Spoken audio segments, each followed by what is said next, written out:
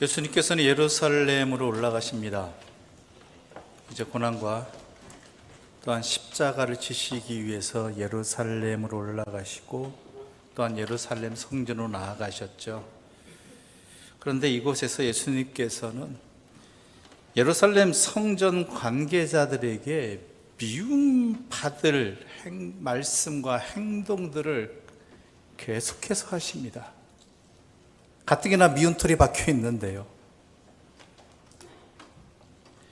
지금도 그렇지만 특히 당시의 예루살렘 성전은 이스라엘의 정체성이었습니다. 그리고 특히 성전에 관계된 세력들에 있어서는 자신들의 기득권 그 자체였죠. 그런데 가뜩이나 미운 털 박힌 상태 예수님께서 더군다나 귀중한 6월절에 성전에 올라오셔서 성전을 뒤집어 놓으셨습니다. 게다가 제사장들의 권한을 인정하지 않으셨습니다. 너희가 예수님께 그 사람들이 물었죠. 내가 무슨 권한을 이렇게 하느냐? 예수님께서 하나님이 권한으로 한다고 했을 때 이미 그 사람들의 권한을 인정하지 않으신 것이죠. 이뿐만이 아니었습니다. 몇몇 사람들이 예수님에게 예루살렘 성전을 가리키면서 이 성전이 얼마나 아름다운 돌들과 얼마나 많은 사람들의 봉헌물로 이렇게 아름답게 되었는지 감탄하면서 말하자 예수님이 뭐라고 하셨습니까? 너희가 보고 있는 이것들이 돌 하나도 돌 위에 남지 않고 다 무너질 것이다. 엄청난 말씀이죠.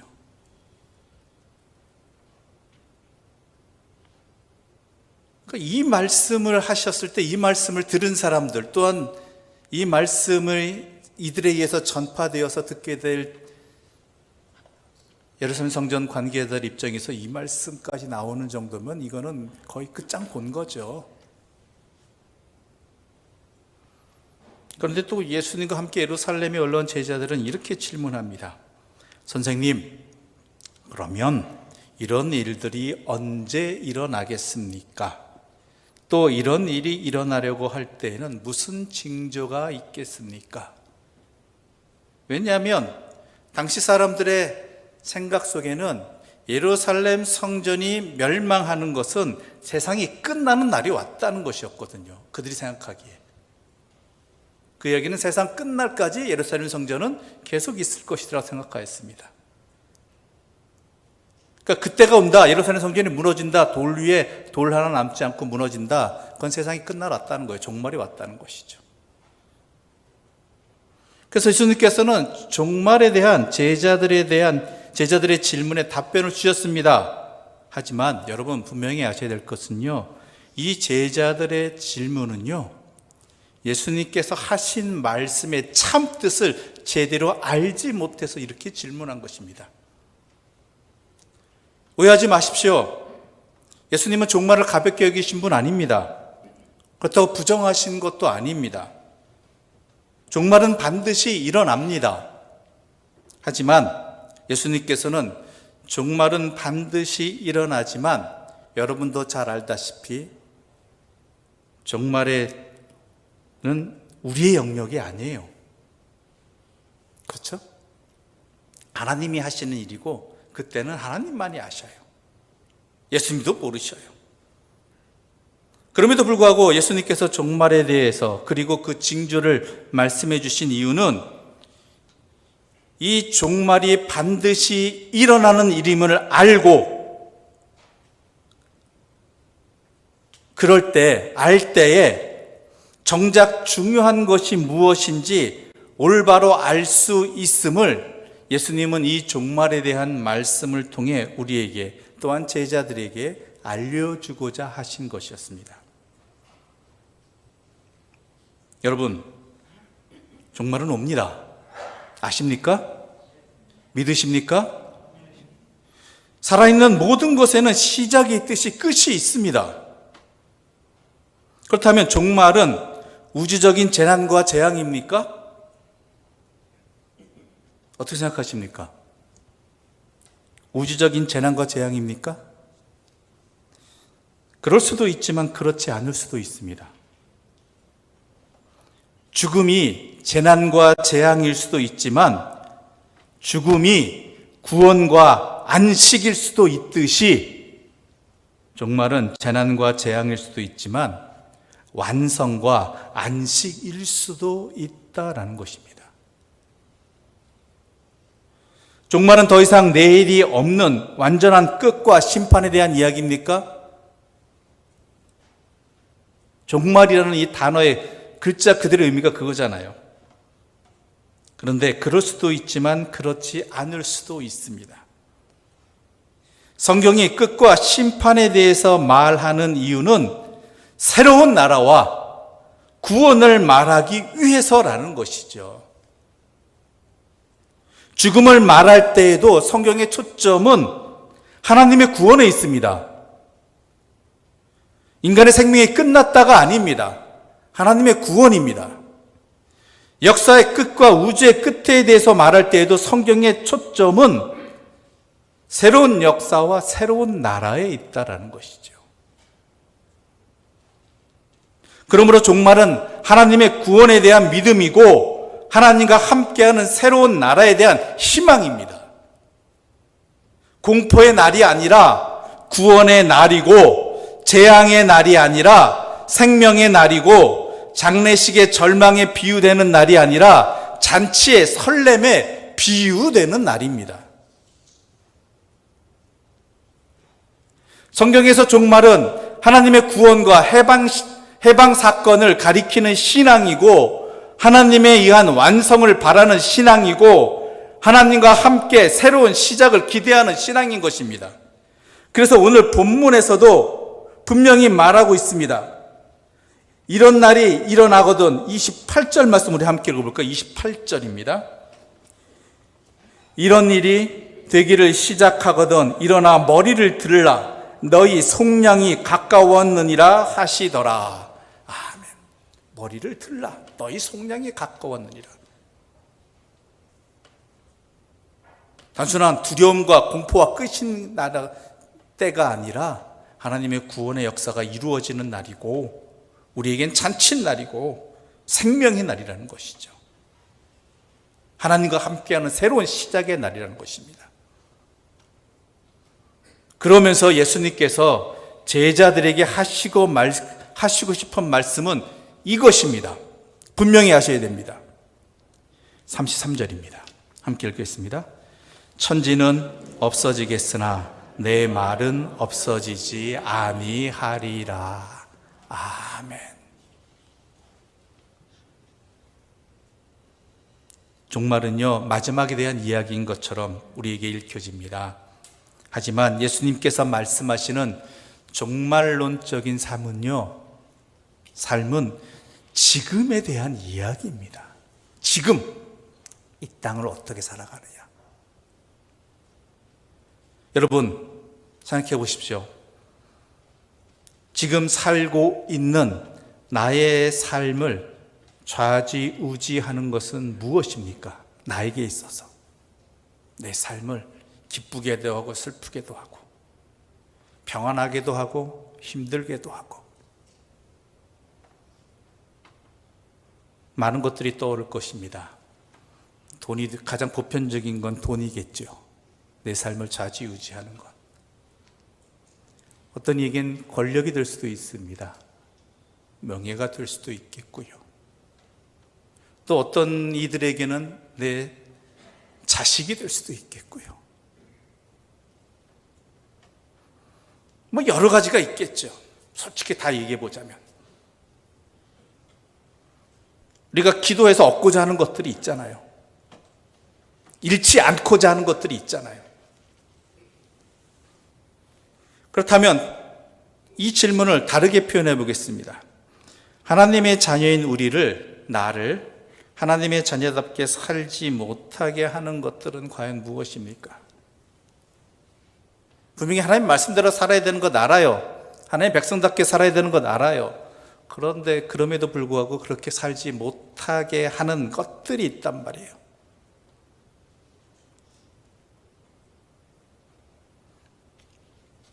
여러분 나름대로 답이 있겠죠. 여러분의 속사정은 제가 잘 모르니까요. 근데 이거 하나만은 분명히 압니다. 그렇지만 그런 것들은 언젠가 끝이 난다. 언젠간 반드시 끝이 난다. 영원하지 않다. 그래서 예수님께서 천지는 없어지겠지만 뭐만 있어요? 내 말은 없어지지 아니한다. 영원히 함께 있는 것은 뭐다? 하나님의 말씀이다라는 거예요. 언젠가 없어질 것들이 내 삶을 좌지우지하고 나로 하여금 하나님의 자리답게 살지 못하게 하는 것들이지만, 그것 때문에 내가 제대로 살지 못하지만, 또한 그것들에 목매여서 내 삶을 살아가고 있지만, 그것들은 결국은 언젠가는 반드시 끝이 있다라는 거예요. 솔직히 상상이 되지 않습니다. 그것들은 영원히 내 삶을 주관할 것 같습니다. 세상을 영원히 다스릴 것 같습니다. 그런데 여러분 이거 아세요? 천지 만물이 없어지는 거 상상해 보셨습니까? 상상은 되지요. 근데 실제적으로 나에게 다가오진 않잖아요. 그냥 상상 속의 일이잖아요. 어찌 보면 천지 없어지면 상상조차 쉽지 않은 일입니다. 평생이라고 해봐야 이 땅 위에서 잠시 생명을 유지하는 우리들에게 하늘과 땅이 없어지면 우리의 지식을 넘어서는 일입니다. 그런데 하나님의 시선에서 보면요, 천지의 소멸은 그리 대단한 일도 아닙니다. 사실 정말이 두렵고 무섭고 피하고 싶은 날이 되어버린 것도요, 하나님 때문이 아니에요. 하나님이 심판하셔서가 아니에요. 사람들의 이 세상에 대한 미련 때문입니다. 새로운 날에 대한 기대보다 현실에 대한 집착이 더 크기 때문이고요. 하나님이 이루실 구원에 대한 희망보다 이 땅에서의 안정에 대한 애정이 더 크기 때문입니다. 그러니까 이걸 잃어버리니까 두려운 거죠. 이게 없어진다니까 두려운 거죠.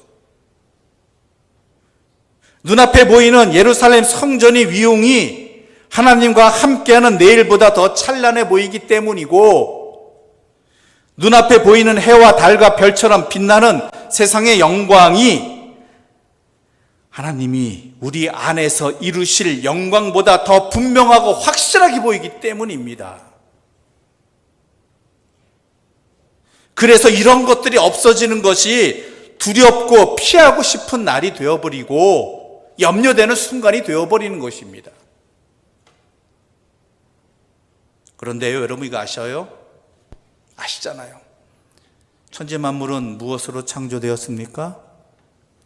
하나님의 말씀으로 창조된 거예요. 하나님의 한마디 말씀에 의해서 창조된 것이 천지 만물입니다.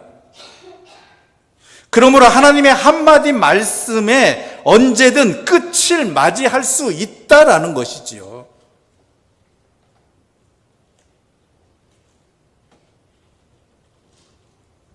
그러므로 우리에게 중요한 것은 언제가 반드시 끝이 있게 되는 이 세상의 그 무엇보다 이 세상을 초월하시는 하나님의 말씀을 붙들고 살아야 된다라는 거예요. 그 말씀을 신뢰해야 된다라는 거예요. 우리가 붙들고 신뢰하는 게 뭐예요? 언젠가 결국은 없어질 것이잖아요. 아니, 그것들은 없어지지 않아도 내가 이 땅에서 죽어버리면 아무 소용없는 거잖아요. 그런데 그것 붙들고 그것 신뢰하면서 살아가고 있는 인생이 우리들이라는 것이죠. 그러니까 종말이 무서운 거예요. 죽음이 두려운 거예요.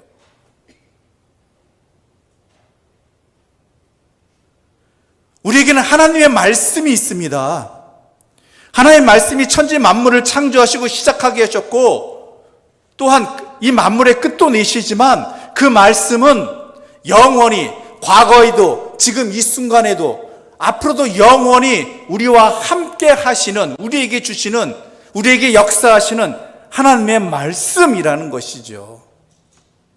그래서 천지는 없어지겠으나 내 말은 없어지지 아니하리라고 예수님께서 제자들에게 하시고 싶은 말씀이 바로 이것이에요.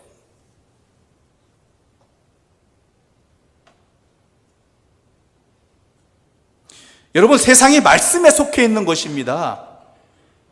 그런데 우리는 말씀을 세상 속에 종속시키며 살고 있지는 않았는가? 이 대림절 첫 번째 주일에 새로운 시작을 하면서 헤아려 볼 줄 알아야 한다라는 것이죠. 생각해 보세요. 하나님의 말씀을 세상 속에 종속시켜버리고 있잖아요. 말씀을 통해서 세상의 것을 얻으려고 해요. 우리가 기도를 통해서 세상의 것을 얻으려고 해요. 말씀과 세상의 것을 바꾸려고 해요. 우리가 회복되기를 원합니다. 그런데 회복되는 것이 과연 무엇이냐라는 거예요. 하나님의 말씀이 회복되기를 바라는 것이냐, 내 삶의 이 상황 속에서, 우리 교회에, 아니면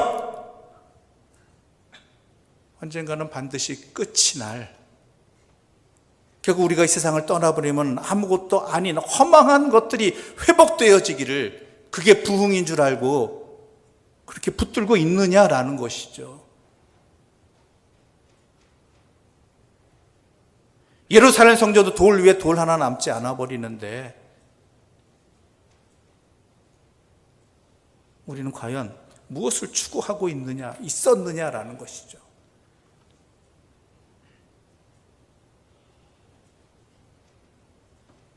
결국 예수님께서 하시고 싶은 말씀은요, 언제 닥쳐올지 모르는 종말은 반드시 있습니다. 그 앞에서 그를 향해서 나아가는 우리의 삶이 과연 어떻게 살아가야 하느냐, 지금을, 그때까지, 그 이후에도 무엇을 붙들고 살아가야 되느냐라는 것을 우리 주님은 제자들에게, 그리고 오늘 우리들에게, 앞으로 주님을 믿을, 영접할 그 모든 사람들에게 말씀해 주고 계시는 것입니다. 결국 종말론적인 삶이란 오늘을 말씀으로 충만하게 살아가는 삶이어야 된다는 거예요. 말씀이 회복되고요, 말씀으로 충만해야 되고, 말씀 붙들고 살아야 돼요. 이거는 변함없는 영원한 하나님의 사랑입니다. 하나님의 능력입니다. 세상은 망해도 하나님의 말씀은 영원합니다. 그걸 안다면 뭘 붙들어야겠어요? 뭘 회복해야 되겠어요? 뭘 의지해야겠어요?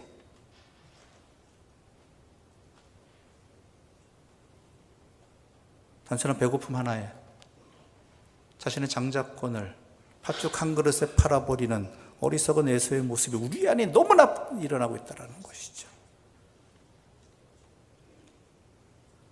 그런 우리의 연약함을 아시는 주님께서 이러한 말씀을 붙들고 놓치지 않고 살아가기 위해서 어떻게 해야 되느냐, 거기에 대해서 당부의 말씀을 또한 거듭해 주고 계십니다. 우리 34절 말씀 함께 읽어보겠습니다. 34절입니다. 너희는 스스로 조심하라. 그렇지 않으면 방탕함과 술 취함과 세상의 염려로 마음이 둔하여지고 뜻밖의 그날이 덫과 같이 너희에게 임하리라. 분명히 그 날이 오는데, 그 날이 그 누군가에게는 참된 평안과 안식과 그리고 새 생명과 새 하늘과 새 땅의 나라가 되지만요, 그 누군가에게는요, 예상치 못했던, 돌이킬 기회도 없는 영원한 멸망으로 이끄는 덫과 같이 임하게 된다는 거예요. 그 기준이 어디에 있습니까? 주의 말씀을 붙들고 살아가느냐 아니냐라는 거예요. 그런데 그렇게 살아가는 데 있어서 그렇게 살지 못하도록 끊임없이 세상은, 악한 세력들은 우리를 쥐고 흔든다라는 거예요. 단 한순간도 놓치지 아니하고. 그래서 우리 예수님께서는 방탕함과 술 취함과 그리고 세상의 염려를 경계하라고 말씀하십니다. 이 모든 것들은 한 가지 공통점이 있습니다. 우리의 마음이 하나님께로 향하지 못하도록 만들어버리는 것들이에요. 다시 술만 안 취하면 되지, 방탕한 생활만 하면 돼. 아니에요. 우리로 하여금 하나님을 생각하지 못하게 하는 것, 이 모든 것들이 우리의 마음을 하나님 앞에 둔하게 만들어버리는 것들이 여기에 다 포함되는 거예요. 방탕함이란 뭔지 아십니까? 누가복음에 하면 방탕함이 언제 쓰였느냐? 탕자가, 누가복음 15장에서 탕자가 아버지를 떠나 자기 마음대로 살았던 그 삶을 가리켜서 허랑방탕하였다라고 이야기합니다. 아버지를 떠나서 자신이 삶의 주인이 되어서 살아가는 삶, 보이지 않는 하나님을 무시한 채 자신의 욕망을 따라, 자신의 쾌락을 따라 살아가는 그 삶, 그게 방탕하다라는 거예요.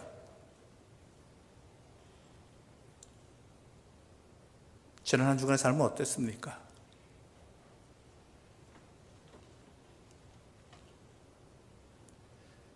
내 욕망을 추구하면서, 내 욕망을, 쾌락을 이루면서 이 썩어질 육신을 위해서 그러한 삶을 살지 않았는가라는 것이죠. 그게 방탕한 삶이에요. 여러분의 삶의 목표는 뭡니까 도대체? 진짜 이루고자 열심히 일해서 이루고자 하는 게 뭡니까?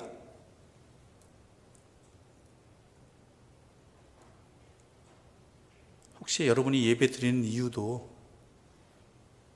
이 시간 나와서 주님 앞에 기도하는 이유도 결국은 하나님 없는 삶을 살아가기 위한 것들 아닙니까?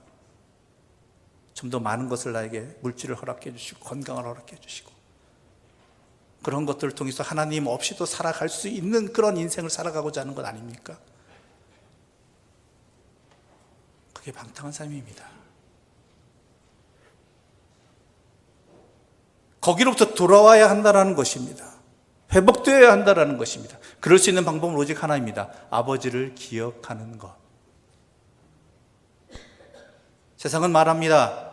너 같은 놈이, 너가 지금 하나님 앞에 한 일이, 아버지 앞에 한 일이 있는데 그것 조금이라도 회복되지 않겠느냐? 조금 더 그래도 미천에도 좀 찾아놔야 되지 않겠느냐? 뭔가 성공을 세상적으로 해가지고 번듯하게 해야 되지 않겠느냐? 아닙니다. 오직 하나입니다. 단 하나밖에 없습니다. 아버지를 기억하는 것. 그래서 아버지 품으로 돌아오는 것, 그것밖에 없습니다. 이것만이 방탕한 삶을 끝낼 수 있는 거예요. 그뿐만이 아닙니다. 술 취한 것, 술 취하면 술에 만취된 상태를 말하는 것이죠. 술 취했다라는 것이요, 단순히 알코올 이거에 취했다 이게 아니에요. 세상의 쾌락을 추구한다는 거예요. 세상의 위로를 받고자 한다는 거예요. 술을 왜 마십니까? 위로를 받고자 하는 거잖아요. 쾌락에 취하기 위해서잖아요. 우리의 삶이 세상의 쾌락과 세상의 위로를 추구하는 삶이라면 재물이 주는 만족과 재물을 통해 위로를 받고자 한다면 그건 술 취한 겁니다. 근데 술 취한 것의 더 심각한 문제는 뭔지 아세요? 술로 채워져 가지고 성령 충만한 삶을 살지 못하게 해요. 성령과 상관없는 삶을 살게 돼요. 그래서 에베소서 5장 13절에 사도 바울은 이렇게 얘기합니다. 술 취하지 말라. 이는 방탕한 것이니 오직 성령으로 충만함을 받으라.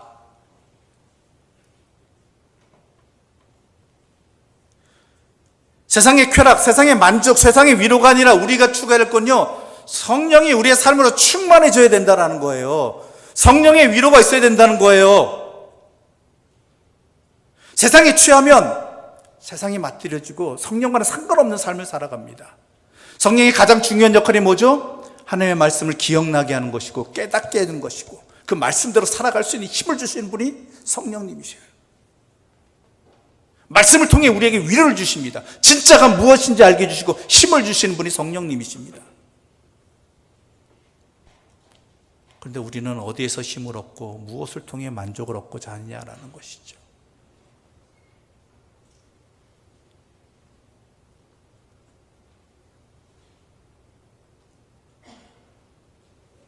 그러지 않을 수 있도록 항상 깨어 있으라는 것입니다. 또한 생활의 염려입니다. 생활의 염려 없는 사람 없습니다. 다 염려 있어요. 우리 주님께서 세상의 염려 남을 믿으면 없다라고 하시면 참 좋겠는데 오늘 본문에서도 세상의 염려 너에게 있다라는 거예요. 그런데요, 세상의 염려로 둔하여지지 말라는 거예요. 둔하여지지 말라. 앞에 말한 것도 마찬가지예요. 방탕함과 술취함으로 둔하여지지 말라. 이 둔하여진다는 게 뭐냐면요, 짓눌려진다라는 거예요. 사람이 짓눌려지면요, 알던 것도 모르게 돼요.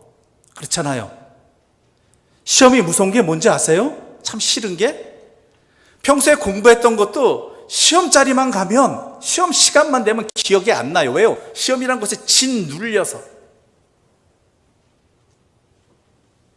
이런 방탕함이나 술 취함도 마찬가지지만 세상의 염려는 우리의 삶을 짓눌러버립니다. 그래서 어떻게 해요? 하나님을 기억하지 못하게 해요.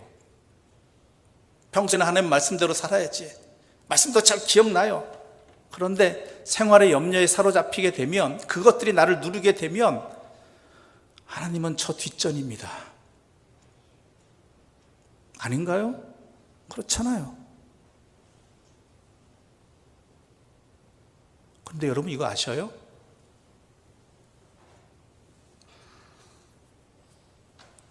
말씀을 떠난 자에게는요, 염려는 깊은 나락으로 떨어지는 것 같지만 말씀을 붙잡는 그리스도인에게 염려는요, 새로운 시작입니다.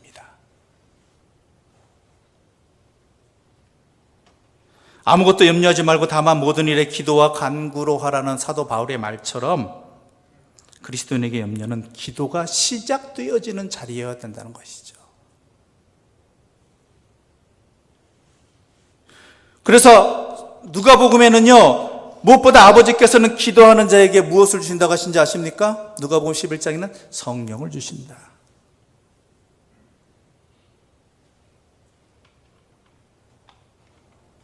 성령을 주신다.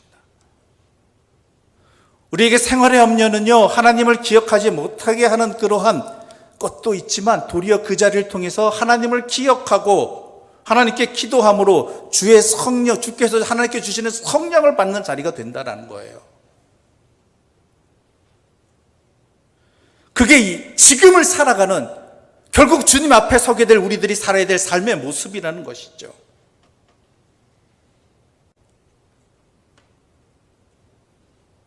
우리의 삶을 방탕과 술 취함과 생활의 염려에서 건져올려 스스로 조심하게 하는 것은요,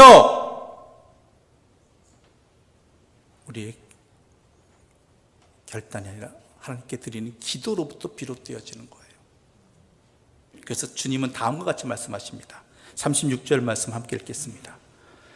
함께 읽겠습니다.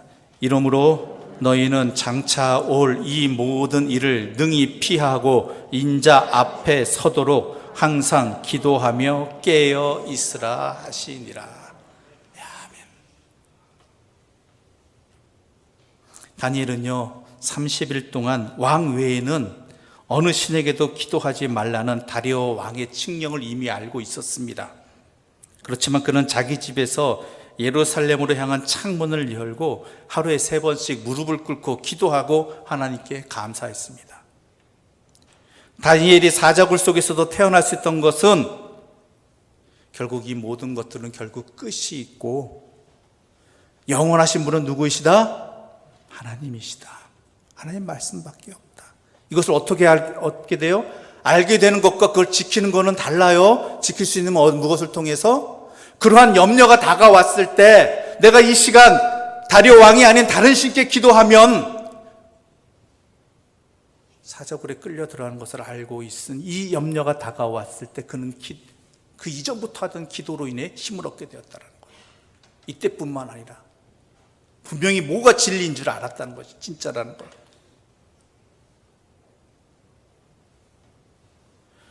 종말의 날이 멸망의 날이 아닌 인자 앞에 서는 날이 되기 위해서는 항상 기도하며 깨어 있어야 하는 것입니다.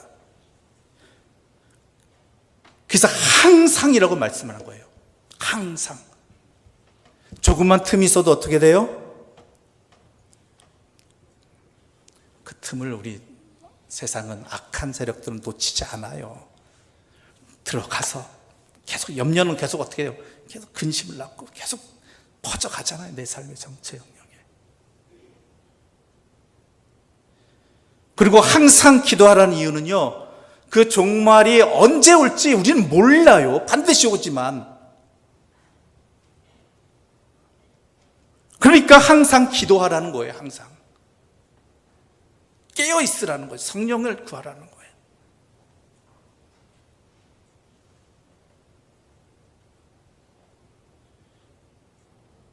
기도는 하나님과의 친밀한 교제입니다. 하나님과 교통하는 것입니다. 깨어있는 것은 세상의 미혹들로부터 마음의 짓눌림을 당하지 아니하고 하나님과의 바른 관계 속에 있는 것을 의미합니다. 그래서 기도는 예수님의 삶에도 핵심이었고, 그렇게 제자들이 예수님께 기도를 가르쳐 달라고 했을 때도 예수님께서는 기도를 가르쳐 주신 것입니다. 예수님께서 마지막까지 하나님의 뜻을 순종할 수 있었던 것도 기도를 통해서였습니다. 주님께서 깨어있으라고 하시는 말씀은 우리가 영적인 분별력을 가지고 성령에 깨우쳐주시는 하나님의 말씀을 통해서 시대의 징조를 잘 살피고, 그리고 하나님의 말씀을 기준으로 해서 세상과 시대를 비추어 잘 보라는 것입니다. 잘 판단하라는 것입니다. 그뿐만이 아닙니다. 우리로 하여금 깨어있으라는 말은 지금 나에게 주어진 일들을 세상적인 가치관이나 어떠한 미혹될 것의 목표를 위해서 하는 것이 아니라 하나님의 말씀 안에서 제대로 보고 하나님의 말씀에 비추어서 나에게 주어진 일들을 감당해 나가라는 것입니다. 내 생업의 자리, 내 가정에서 일, 내 학업의 일, 이 모든 일들을 결국은 끝이 있는 썩어 없어질 것을 위해서가 아니라 하나님 말씀 안에서 분별하여 보고 그 말씀대로 살아가기 위한 그러한 하나님께서 나에게 주신 사명의 터로 알고 살아가라는 것입니다. 그게 깨어있는 것입니다.